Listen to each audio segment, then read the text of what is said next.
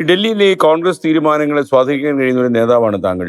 അപ്പോൾ ഈ രാഹുൽ ഗാന്ധി അടുത്തിടയ്ക്ക് ഈ സ്ത്രീകളെ കുറച്ചുകൂടി മുന്നോട്ട് കൊണ്ടുവരാൻ ഈവൻ ഒരു വനിതാ മുഖ്യമന്ത്രിയുടെ കാര്യം പോലും അദ്ദേഹം പറഞ്ഞത്. അത് വെച്ചിട്ട് ദീപ്തി മേരി വർഗീസ് ഒരു കാര്യം പറഞ്ഞു, അത് നേതാക്കന്മാർ കൊണ്ടുവരാൻ ശ്രമിക്കണം. അപ്പോൾ ഇതിന് ഈ കെ സി വേണുഗോപാൽ എന്ന AICC ജനറൽ സെക്രട്ടറി ഇതിനെക്കുറിച്ചുള്ള കാഴ്ചപ്പാട് എന്താണ്? തീർച്ചയായിട്ടും അത് മുന്നോട്ട് വന്നേ പറ്റുള്ളൂ. ഇത് രാജീവ് ജിയുടെ തന്നെ ഏറ്റവും വലിയ സ്വപ്നമായിരുന്നു. കാരണം വെച്ചാൽ അതാണ് പഞ്ചായത്ത് രാജിൽ നിന്ന് 50% നമ്മൾ കാണുന്നതിൻ്റെ കോൺട്രിബ്യൂഷൻ, അതിൻ്റെ ഐഡിയ മൂട്ടിയതും ശക്തമാക്കിയതുമെല്ലാം രാജീവ് ഗാന്ധിയുടെ കാലത്താണ്. ഇന്നിപ്പോൾ 50%-ലധികം ആളുകളുണ്ട് പഞ്ചായത്ത് മുനിസിപ്പൽ കോർപ്പറേഷൻ. ആദ്യം ഇതൊക്കെ നമ്മൾ പറയുന്ന വനിതകൾക്ക് ഇത് പറ്റുമോ, ഇതിനെ ഏൽപ്പിച്ച അവർക്ക് ചുമതല ചെയ്യാൻ പറ്റുമോ? തെറ്റാണ്. ആണുങ്ങളെക്കാൾ എത്രയോ നന്നായി പ്രവർത്തിക്കുന്ന ജനപ്രതിനിധികളായിട്ടുള്ള സ്ത്രീകളുണ്ട്. ഇനിയിപ്പം നമ്മൾ വരാൻ പോവല്ലേ, നമ്മൾ 33% പാസ്സാക്കിയാണ് നിയമസഭയിലും പാർലമെന്റിലും. ഇപ്പം ഈ വീണ്ടും 29 അതിന് വരാൻ വേണ്ടിയിട്ടുള്ള നിയമനിർമ്മാണങ്ങൾ നടക്കാൻ വേണ്ടി പോകാന്ന് പറഞ്ഞു. ഞങ്ങൾ വളരെ വെൽക്കം ചെയ്യണം അതിനകത്തൊക്കെ. കാരണം അതിന്റെ കുറുക്കു വഴികൾ തേടരുത് മാത്രമേ. സ്ത്രീകൾക്ക് വരാൻ ഈ പുരുഷന്മാരെ അനുവദിക്കുന്നില്ലെന്നാണ്. അവിടെ റിസർവേഷൻ വേണമെന്ന് പറയുന്നു. റിസർവേഷൻ വന്നാൽ അനുവദിക്കാതിരിക്കാൻ പറ്റില്ലല്ലോ. പെൺവേഷം കെട്ടിയിട്ട് ആണിന് മത്സരിക്കാൻ പറ്റില്ലല്ലോ. പറ്റുമോ? അത് ഒരിക്കലും പറ്റില്ല. ഈ നമ്മളെ ഒരുപക്ഷെ തീർച്ചയായിട്ടും അത് പിന്നെ സ്ത്രീകളെ കൊണ്ടുവരുന്നതിന് വേണ്ടി താങ്കൾ പറഞ്ഞതുപോലെ സ്ത്രീകളെ ഇപ്പോൾ സ്ഥാനാർത്ഥിയാക്കിയാൽ അതിന് അവർക്ക് ശക്തമായ പിന്തുണ കൊടുത്താലേ അവർക്ക് നിലനിൽക്കാൻ പറ്റൂ.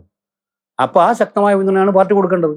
അത് ആ ബോധ്യം പാർട്ടിക്കുണ്ട്. ഇപ്പോൾ രാഹുൽ ഗാന്ധി അത് വളരെ ക്ലീനാണ്. കേരളത്തിലെ ഈ സ്ത്രീ വോട്ടർമാരുടെ മനസ്സ് ഇപ്പോഴെങ്ങനെയാണ്? KCയുടെ ഒരു കാൽക്കുലേഷൻ UDF അനുകൂലമാണ്. എന്തുകൊണ്ട്? അവർക്ക് അവരുടെ ഏറ്റവും കൂടുതൽ ജീവിത പ്രയാസങ്ങൾ നേരിടുന്ന അവരാണ്. ഇപ്പോൾ ഏറ്റവും ഒടുവിൽ തന്നെ LPG ഗ്യാസ് ക്രൈസിസ് വന്നപ്പോൾ അടുക്കളയിലല്ലേ ഏറ്റവും വലിയ പ്രശ്നമുണ്ടായത്. അല്ലെങ്കിൽ തന്നെ വിലക്കയറ്റമുണ്ട്. ഇപ്പോൾ എല്ലാ സാധനങ്ങൾക്കും വില കയറാൻ പോകും. പെട്രോളിൻ്റെ ഡീസലിനും വില കൂടുന്നു, എല്ലാ സാധനങ്ങൾക്കും വില കൂടുന്നു. പിന്നെ തൊഴിലിടങ്ങളിൽ പോകുന്ന സ്ത്രീകൾക്ക് അവരുടെ ജീവിതത്തിൽ എന്ത് സുരക്ഷിതമാണ്? നമ്മുടെ ഇപ്പോൾ കാലപ്പൊടിയിൽ കയർ തൊഴിലാളികളാണ് സ്ത്രീകളാണ് മിക്കവാറും ആളുകൾ. അറിയായിരിക്കുമല്ലോ, കയർ പിരിക്കുന്ന തൊഴിലാളികൾ. അവരുടെ അടുത്തൊന്ന് പോയി നോക്കിയേ. കഴിഞ്ഞ 10 കൊല്ലം കൊണ്ട് അവരുടെ ജീവിതത്തിൽ എന്തെങ്കിലും മാറ്റം ഉണ്ടായിട്ടുണ്ടോ? സങ്കട കടലാണ് അവിടെ.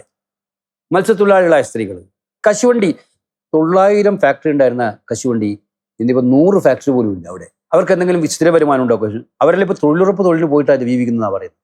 അപ്പോൾ സ്ത്രീകളാണ് ഈ തൊഴിലിടങ്ങളിൽ പോകുന്ന പരമാവധി. തൊഴിലുറപ്പ് ആയാലും കശുവണ്ടി ആയാലും കൈത്തറി ആയാലും മത്സ്യമായാലും കയറായാലും ഇവിടെയൊക്കെ 90, 80, 85, 90% സ്ത്രീകളാണ്. അവർക്ക് എന്താണെന്നുള്ളത്, അവർക്ക് എന്താണ് ഒരു മാറ്റമുള്ളത് അവരുടെ ലൈഫിൽ? അവരെ ആരാ തിരിഞ്ഞു നോക്കിയിട്ടുള്ളത്? അപ്പോൾ അവരെ വോട്ട് കൃത്യമായിട്ട് UDF അനുകൂലമായിട്ടായിരിക്കും. ഞാൻ ഈ നമ്മൾ സംസാരിക്കുന്ന സമയത്തും ഈ പശ്ചിമേഷ്യയിലെ സംഘർഷം നമ്മളെ വല്ലാണ്ട് അലട്ടുക. അത് ആൾക്കാർ വിചാരിച്ചു ഏതെങ്കിലും ഒരു നാട്ടിൽ എന്തെങ്കിലും നടന്നാൽ നമുക്കെന്താണ്. ഇപ്പോൾ കേരളത്തിനെയാണ് നന്നായി അത് ബാധിച്ചു തുടങ്ങി. എന്നുവെച്ചാൽ വീട്ടിനകത്തേക്ക് യുദ്ധം വന്ന് കയറി കഴിഞ്ഞു. ഗ്യാസിന് വില കൂടി, ഈ നിത്യോപയോഗ സാധനങ്ങൾക്ക് വില കൂടും, പല പല പ്രശ്നങ്ങളുണ്ട്. മാത്രമല്ല ഇതിനകത്ത് ഏറ്റവും അപകടം പിടിച്ച കാര്യം 40 ലക്ഷത്തോളം ആൾക്കാർ ഗൾഫ് നാട്ടിലുണ്ട് കേരളത്തിൽ നിന്ന്. നാളെ എന്തെങ്കിലും സംഭവിച്ചു ഇവരിൽ കുറച്ച് ആൾക്കാരെ മടങ്ങി വരേണ്ട അവസ്ഥ. കോവിഡ് കാലത്ത് 2 ലക്ഷം വന്നപ്പോൾ തന്നെ നമ്മൾ ശ്വാസം മുട്ടി. അപ്പോൾ ഒരു കുറേ ആളുകൾ വരാനുള്ള ഒരു സാഹചര്യം ഉണ്ടായാൽ അതിനെക്കുറിച്ചൊക്കെ നിങ്ങൾക്കൊരു കാഴ്ചപ്പാടുണ്ട്? നമുക്ക് കാഴ്ചപ്പാടുണ്ട്. പക്ഷേ കാഴ്ചപ്പാട് ഉണ്ടാകേണ്ട, കോവിഡിൻ്റെ ഒരു ദുരന്തം കണ്ടവരാണ് അവർ. ഇപ്പോഴത്തെ ഗവൺമെൻറ് എന്ത് പ്ലാനിങ്ങാണ് ഉണ്ടായിരുന്നത്? അന്നത്തെ അത് നടന്നുപോയി. ഇത്തരം സന്ദർഭങ്ങൾ വന്നാൽ നേരിടാൻ ഇപ്പോൾ ഈ പശ്ചിമേഷ്യൻ യുദ്ധം തന്നെ, വെസ്റ്റേൺ ക്രൈസിസ് വന്നപ്പോൾ നമ്മൾ മനസ്സിലാക്കേണ്ടത് ഇന്ത്യ ഗവൺമെൻറ്റിൻ്റെ ഫോറിൻ പോളിസി അതിനകത്തൊരു പ്രധാനപ്പെട്ട ഘടകമാണ്.